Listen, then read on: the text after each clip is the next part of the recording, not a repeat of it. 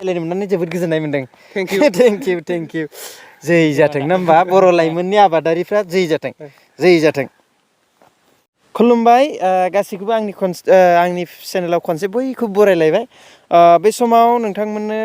आंनि बे गुवार फैलाव फोथार बे फैलाव फोथाराव फैनानै बे फैलाव फोथारनि माखासे आबादफोरनि सायाव नैबे समाव नोंथांमोननो फोरमायनो नागिरदों। बोसोरफ्रोमबो बे बेसेबांबा नुहुरस' हायै बेसेबांबा गुवार फोथाराव बे ओनसोलनि लाइमोन संकं हालामनि लाइमोन सेंग्रा सिख्ला एबा गोबां बर' न'खरफ्रा नैबे नुनाय फैलाव फोथाराव गोबां मैगं गोरान आबाद मावनानै आलु मटर बेसर बेफोरखौ फोनानै बा बेफोरखौ गायनानै गोबां न'खर रां खामायनायाव बे हानिफ्राय बिथांमोना न'खरखौ दैदेनदों आरो रां खामायदों। थारैनो बिनि सायाव देग्लाय दासो फिसा नै बे आलु आरो बेबायदिनो मटरफोरबो गोबां बे जायगायाव गायदों। माने रोजा बिगा आरो बेयाव गोबां जौ न'खरनि आबाद फोथार। थारैनो बे आबाद फोथारनि सायाव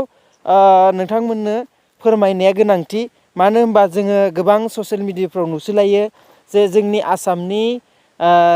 माखासे सुबुंफ्रा जेरै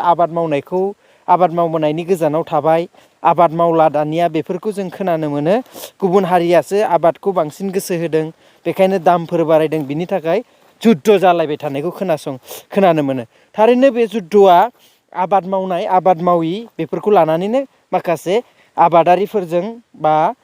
मैगं दाम जानाय जायैजों जोङो जुद्ध जानायखौ नुयो। थारैनो नै ओनसोलनि बेयाव गायनाय सुबुंफ्रा बैफोरबायदि गुबुन हारिनि आबादफोरबायदि बिथांमोना आबाद मावनानै बुरजा दामाव फाननो मोनदोंना मोनाखै, आरो बिथांमोना बे आबादनि गेजेरजों बुरजा रां खामायनो हादोंना हायाखै, आरो बिथांमोना बे आबादा जाय एग्रिकालसारफोरनिफ्राय बिथांमोना माबायदि सहाय मोनदों, माबायदि राजनिति भाबै बिथांमोना गोबां मुवा बेसाद राननायफोरखौ मोननो हादोंना हायाखै, ना बिथांमोना गावसिनि खस्थ'जोंनो बिथांमोना बे आबादफोरखौ मावबाय थादों। बिनि सायाव नैबे भिडिअनि गेजेरजों नोंथांमोननो रोखा मोनथिगोन। बे फैलाव फोथारखौ केमेरा पार्सन बिथांखौ दिन्थिनो खावलायबाय। आरो दा नैबे समाव जोङो साखाथि फाखाथि गरमबो, गोबां आबादारिफोरखौ नुनो मोनाखै। बैयाव सानैसो मानसि जों नुहुरदों। बे सानैसो मानसिनाव जोङो नैबे आबादनि सायाव, बे आबादनि थासारिनि सायाव नोंथांमोननो गेबेङै मिथिहोनो थाखाय नाजागोन। दा जोङो बे आबाद फोथारनि जाय बिथांमोना आबादजों लोब्बा थानाय बिथांमोनजों आङो नैबे समाव रायज्लायनो नाजानि। मानोना बे ओनसोलनि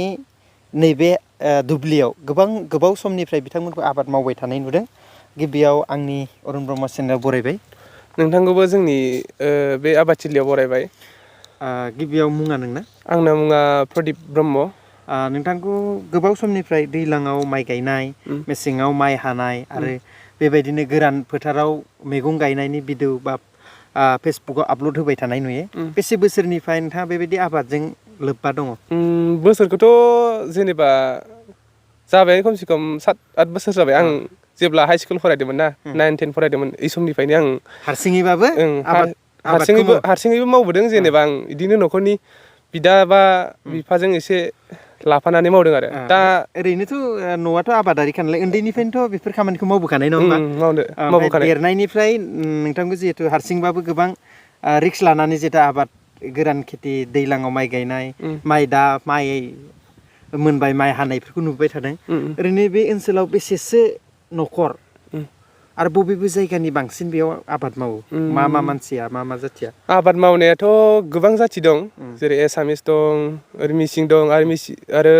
बिहिया जाथि दं, आरो बर' दं। हायेस्टआव जों गामिनि बर'आनो आरो। जों गामियाव फ्राय बांसिन मटर खेथि, आलु खेथि आरो बेसर, दा गोरान आबाद मावनाय आरो बेयावनो बांसिन मावो आरोना बे नैबे गुवार ओनसोलाव। ओमफ्राय बेयाव बेसे बोसोरनिफ्राय सिगां बोसोरफोर बारा मावनाय नङामोन? दिनै एसे गाबोन एसे प्रतिथु बोसोराव आबाद नैबे गोरान आबादखौ बांसिन गोसो होनाय नुदों। बेयो बेसे गोबावनिफ्राय जादों ओरैनो? बिदि जानायाथ' 3-4 बोसोरसो जादों। जेनेबा सिगांबो मावोमोन, गोबां खममोन। ओमफ्राय जेनेबा सासे मानसिया बिदिनो मावनानै जेनेबा एसे मोननायखौ नुबाय नालाय, दा गामियावथ' बयबो बेखारै थायो। बिनि थाखायनो माने बयबो फैसा खामायनायखौ एसे बिदि खेथि मावनानै सहस नुनायखाय बयबो माने बे तिन सारि बोसोरसो आबाद मावनायाव गोसो होदों आरो बयबो माने गोदो खाथिनि न' दुब्लिफ्राव मावनाय नुदोंमोन ओमफ्राय बेयावनो एसे रां खामायनाय नुबाय मटराव आलुआव ओमफ्राय दा गुवार फोथाराव मोनसे बिगा बिगा लानानै बे आबादखौ मावनाय जादों आरो ओरैनो बेयाव मावनानै लाबफ्रा बोरै जायो बेयाव बेसे सिजोनाव माबायदि बिगासेयाव आलुआ बेसेसो मोनो बायदि बेखौथ' डाइरेक्ट फिक्स बुंनो हाला माने बोथोर लायो बोथोर आरोना माब्ला समाव गायखांनायनि उनावहाय अखा मोनो बा मोनाबो जायो बिदिनो बोथोरनि सायावसो सोनारसिगोन जेनेबा मा बुंनो बोथोर मोजांबा खमबाबो बेसेसो मोननाय जायो हाइस्ट बेसे मोनदों आरो खम बेसेसो मोनदों ओरैनो आलुफ्रा मटरखौथ' आं आलुखौथ' सिगां गायदोंमोन होनबाबो जों गायनाय समाव आरो आं बारा हिसाब खालामासै ना ओमफ्राय दानि जायाखै आरो एसे लुकसानथ' जाया बारु जेनेबा लाबाथ' एसे एनै जायो होमबाबो आं डाइरेक्ट मटरनिखौल' एसे बुंनो सानबाय मटरा जोंना जेनेबा नों बिगाब्रै गायोबा जेनेबा बिदिनो खरसाया थांगोन 15-20 हाजार हमनानै ला 20,000सोआव बिगाब्रै मटर खेथिखौ मावनो हागोन आरो ओमफ्राय उनावहाय जेनेबा मोजाङै जायोब्ला बेयाव 1 लाखनिबो बारा मोनो ओमफ्राय जिखुनु 1 लाखा हमजायो आरो आन्दासाव 20,000 गारनानै खै मासाव बे आलुखौ गायजेननायनिफ्राय खै मासाव फोजोबनो हायो बेखौथ' दा जेनेबा जों डाइरेक्ट सानथाराखै आरो ना जेनेबा दा रज'हांबाय नालाय दा गायनानै बा गायदों नालाय बे दा कार्तिक मास ना माग फागुनाव फोजोबहैगोन आरो मास मोनथामाव जोबहैयो आरो ना मास मोनथाम दुब्लियाव थानानै नोङो 20,000 गारनानै 1 लाख रां खामायनो हायो जथेस्थ' 1 लाख रां खामायनो थाखाय सोरनोबा बोसोरसे नांगौ हमना ला गुबुनाव जों 10,000 खामानि मावो बेजोंनो जानाय लोंनाय नङा होमबा थिग আছে नैबे दा आबाद मावनानै इन्ट्रेस्ट दं आरो ना जोबोद इन्ट्रेस्टानो होनजायो जों माने बेखार थाग्रा लाइमोन सेंग्राफोरनि थाखाय मोजां आरो बेफोरो न'खरावनो थादो ओमफ्राय बिदि गोरान आबाद मावदो आरो ना बिगासे हायो बिगानै हायो गाव नाजायोबा सब जायो ओरैनो लाइमोनफोरखौ बिदिनो खावलायनो लुगैयो नामा गासैखौबो लुगैयोनो मानोना जों सोरबाबा हाई सेकेन्डारि पास जानाय सोरबाबा BA पास जानानै ओरैनो थायालाबानो माने दा जोङो आबादथिलियाव बेबायदिनो ओंखारनानै एसे एनैब्लाबो मावनांगौ जाहाथे जों गोजानाव थांब्ला दे न'खरनिफ्राय गोजानाव थानाय जायो नालाय थाखा फैसाखौ जों आखाइयाव लाखिनो हाया जाहाथे जों बिदि न'आव थानाय खेथि मावोब्ला एसेब्लाबो जों थाखा फैसाखौ मोजाङै मोजां माने लाखिनो आरो खामायनोबो हासिननाय मोनो आरो ओरैनो 4 बोसोरनिफ्राय बिदि आबाद मावनानै हयथ' गोबां नोंनि न'खरनि माखासे खामानि मावबाय खोमा बिनि रां रुफाजों ओरैनो मा लानाय जाखो नोङो बेखौथ' आं डाइरेक्ट बुंनो हाला माने जोंहाबो न'खराव बाराद्राय माबा गैया नालाय जेनेबा खामायग्रा मावग्रा गैया नालाय आंनाव न'खरावबो ओरै खरसा खालामनांगौ जायो ओरै आंनिबो सिगां आं फरायबोनायावबो माखासे खरसा खालामनाय जायो नालाय बिबायदि जादों आरो माने नोङो नोंनि न'खर सालायनो आरो गावखौ सोलिनो थाखाय नैबे आबाद मावनानै माने आराम सोलिलांनो हादों आरो एसे एनै बासायना दोनलांनोबो हादों निस्सय नोंनि सोलायबोनाय बा फंबाय नोंथांनि जिहेतु जेब्लानिफ्राय जों नुजोबोन जों साखाथि हिसाबै दा सानफ्रामबो बोसोरै नोंनि सेन्स जाबोनाय न'खरनि सोलायनाय बेखौ नुनानै हयथ' एसेबाबो जोंबो बुजिनो हाखादों बेखौनो खावलायनो लुगैयो बे बिथांमोननिफ्राय मानो होनबा उन्दै बैसोनिफ्रायनो जों आबादजों लोगोआव नांथाबखानाय नालाय जों जिखुनु आबादखौ मावना जानो रोंगौ आरो ना बारा सोलोंनांगौ थायाना सोलोंनांगौ गैयानो होनजायो रोंखाजोबनाय आरो उन्दैनिफ्रायनो जोङो आलु कबि मटरखौ न'आवबाबो जानो गायबोखायोना दा बेबायदिनो गुवार फोथाराव मावफैबा एसेल'सो माखासे बुस्थुखौ सोलायनांगौ गोनां जायो खोमा एसे जेनेबा बबावबा गोदान आबाद मावब्ला एसे माने सोलोंनांगौ बा सोलायनांगौ जायो आरो बेबायदि ओरैनो बे जायगाखौ मा होनोमोन बे जायगाखौ ओरैनो रामनाला होननानै बुङो दैमा सेरखाय माने दैमानि मुंखौनो लायो आरो संकं पन्सायत रामनाला संकं पन्सायत रामनाला दैमा सेर नालाय ओमफ्राय दा नोंथांना मा होनदों खेथिया आंना अनलि मटरखौल' गायदों आङो मटरा आलुनिफ्राय मटरा साबसिन नामा गायनो आलुनिफ्राय मटरा साबसिन आरो सहसिनबो फैसायाबो खमसिन जायो माने मावनांगौआबो एसे खम जायो फैसाखौ खम गारनांगौ जायो आरो खम गारनांगौ जायो माबा मटर गायबा आलुआ माने खननै खोनांगौबा बेयो खनसे जावलिबानो जायो आलुना खनसे जावलिनांगौ खननै खोनांगौ आरो मुलि गोबां थाङो हाजिराबो लानांगौ जायो जाय जिखौ इन्ट्रेस्ट आरो ना बेखायनो बेयाव गोबां मटर गायो गोबां आलुबो गायो आरो फंबाया मा गायदों आंना मटरल' मा नाम नोंना गुनेस्वर बसुमतारी गामिया आंना गोजोनपुर खाथि ना खाथि खाथि एकदम उन्दै लाइमोन बेसे जाखो बैसोआ आंना 22 रानिं जागासिनो दा 22 नोंना बेसे जाखो आंना 20 बिदिनो 24 25 औ बिदि जाहैबाय आरो रानिं जागासिनो आरो मा गायदों नोंसा मटरल' बेसे बोसोरनिफ्राय बे आबादाव आं देग्लायसो फार्स्ट ओरैनो मानो देग्लाय फार्स्ट गायनो लुगैखो देग्लाय माने आंनिया फरायनाया थांनाय बोसोरावसो जोबखादोंमोन नालाय देग्लायनिफ्रायसो माने ओरैनो थानाय बायदि जादों खालामबाय आरो ना ओमफ्राय ओरैनो थानायखाय माने फोथारनि खामानिखौ एसे प्रदीपखौ नुनानै गोसो जाबाय नामा नोंबो आबाद मावनो ना रां खामायनो प्रदीपखौबो होननांसिगोन आरो गामिनि गोबाङानो मावो नालाय बेखौ नुनानै माने एसे नंगौ जोङो नुनानै मोजां खामानि मावोब्ला बेखौ फल' खालामग्रा बिराद थायो नालाय दा बे ओनसोलनि नैबे ब्रह्मपुर गामिनि लाइमोनफ्रा आबादजों लोब्बा थानानै बा ब्रह्मपुर गामिनि रायजो राजा न'खरफ्रा आबादजों लोब्बा थानायखाय बे गामिनि उन्दै इयुन जोलैफ्राबो बांसिनै आबादखौनो टारगेट लायो आरो ना आबाद मावनायखौनो टारगेट लायो आरो आबाद मावनानै जे बेखार जायो बेबो नङा खिन्थु रां खामायनो हायो आरो गोबां दा जों बेसेबां दाम थाङो बेसेबां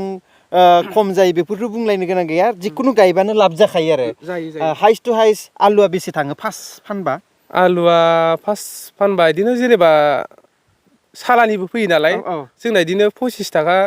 27 थाखा 30 थाखा बिदिबो मोननो हागौ आरो बिदियाव फाननो हायो आरो मटरा गोदान ओंखारजेननाय मटरा फार्स्ट फानजेननाया जोंना बिदिनो ओरैनो फार्स्ट खाजेननाय समाव 100बो मोनो 80 मोनगोन 70 मोनगोन बेबायदि आरो फार्स्ट खाजेननाय आरो फार्स्ट ओंखारनायाव जिखुनु बुस्थुआ फार्स्ट जाय बर'नो हायो एसे दाम मोनखायो नालाय दा गोजोननाय थाबाय आरो बे समाव लास्ट सोंथि दा बे जिथु आबाद मावनायाव जोङो गोबाङानो एग्रिकालसारनिफ्राय बुस्थुफोर लाबोयो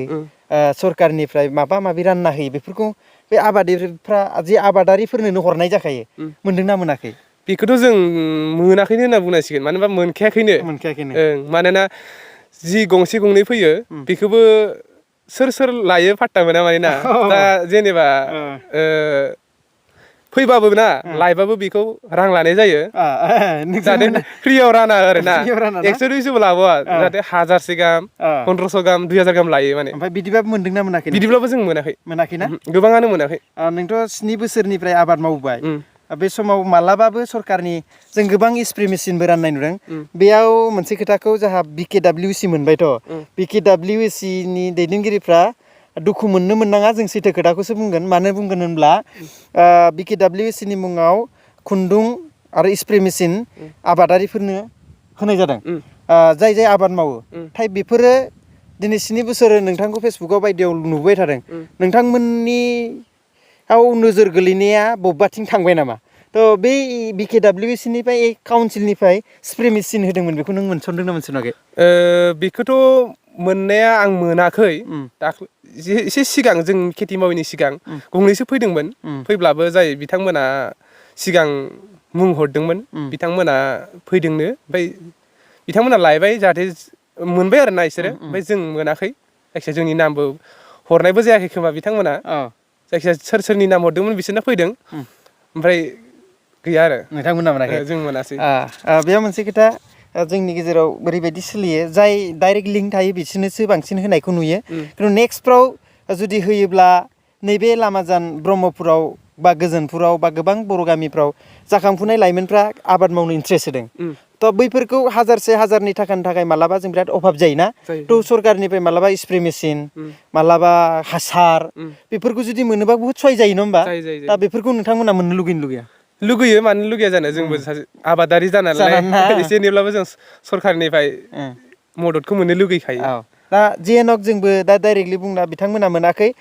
गुबुना मोनदोंबाबो सबनोथ' जुरायनोबो हाया थेवब्लाबो सोरबा मोनदोंब्ला आबादारिफ्रा मोनदोंब्ला बिराद मोजां आरो आबादारिफ्राबो ओरैबायदि थायो सोरबा रां रुफा गोनां आबादारिफोर थाखायो बिथांमोननो बे स्प्रे मेसिन रोजासेनिखौ होआबाबो बिथांमोना बायनानै सालायखानो हायो जेरै हाथारि गोदान जाखांफुनाय लाइमोनफोरनो गोदान जाखांफुनाय लाइमोनफोरनावथ' रां रुफा थाया नङा होमबा दा बेफोरनिफ्राय जुदि बै सरकारनि जि अनसुंथाइ बेफोर डाइरेक्ट बै जाखांफुनाय लाइमोनफ्रा आबादाव इन्ट्रेस्ट होदोंब्ला बिथांमोननो थुलुंगानायनि बिथांमोना आरो गोसो जानायनि बैफोर मेसिनफोरखौ बे लाइमोन मावथिफोरनो होनांगौ होननानै आंनिफ्राय खावलायनाय थागोन आरो बेनि सायाव नों मा बुंगोन थारैनो खावलायहरनांगौ आरो जाहाथे सरकाराबो जाखांफुनाय जाय लाइमोन आबादारि बिथांमोनखौ मदद होयो जाहाथे जोंबो इयुनाव मोजाङै मोजां बेबायदिनो मावनानै गावनि जिउ खुंनाय राहाखौ मोजाङै मोजां दैदेनलांनो हायो जाहाथे गासिबोथ' जों BA MA फरायदोंब्लाबो बा हायार सेकेण्डारि पास जादोंब्लाबो जों साख्रिखौथ' नागिरजोबनानै मोनखाया बिनिखायनो जाहाथे जों बेखार लाइमोनफ्रा आबाद मावनायाव एसेब्लाबो सरकारा मदद हरो जों बेखौनो आसा खालामो आरो थिग আছে दा जोङो नंगौ जाय साख्रि नागिरदों बिथांमोननो मोजां डिग्री लानो रां अनसुंथाइ होनाय जादों जाय आबादारि बिथांमोना आबाद मावनो मोजां मोनदों बिथांमोननोबो जि मुवा बेसाद रानदों बे बिथांमोननाव गोलैनांगौ आरो माने फारफ्रोमबो बिथिंनिफ्राय खामानि मावनायखौ जों नुदों ABKWSया खिन्थु आबादारिफोरनि आबादनि जि मुवा बेसादफोर फैदों बिसोरखौ जिर' बेलेन्सआव बेफोर बुस्थुफोरखौ होनांगौ होननानै आंनिफ्राय खावलायनाय थागोन आरो बेखौनो जोङो जोंनि गेजेराव थ' बेफोरखौ लानानै दुखु मोनलायनो गोनां गैया खिन्थु नेक्स्टफोर फैयोब्ला नोंथांमोनाबो निस्सय नैबे भिडिअ'जों नोंथांमोना मिथिगोन जाय माने जाय मोनहैस'वा नुस'वा बेखौ डाइरेक्ट जायगायाव फैनानै माखासे बुस्थुफोरखौ रानफैलायोबा मोजां जायो आरो ना आरो खौरां होनांगौ जे इदि जागोन सोर मोनथावना सोर मोननाङा नङा होमबा थिग बेफोरबायदि आरो गोजोननाय थाबाय बुस्थुआ जिहेथु बुस्थु राननायफ्रा गोबांनि बाख्रि आगानाव गोबांनि न'खराव ओरैनो गोलैना थानाय बारिनि हाग्राखौ थैनो थाखाय मुलि सारनाय बेफोराव जों बाहायबोनाय नुदों बेनिखायनो जाहाथे आबाद फोथाराव आबाद मावनाय सुबुंफोरनि सहाय जायो बेफोर मुवा बेसादा आबाद फोथारनि आबाद मावग्राफोरनाव मोनफैनांगौ होननानै आंनि गोरबोनिफ्राय आंनिफ्राय खावलायनाय थाबाय गोजोननाय थाबाय बे समाव नोंथांमोनजों रायज्लायनो मोननानै जोबोद गोजोननाय मोनदों थेंक इउ जै जाथों ना होमबा बर' लाइमोननि आबादारिफ्रा जै जाथों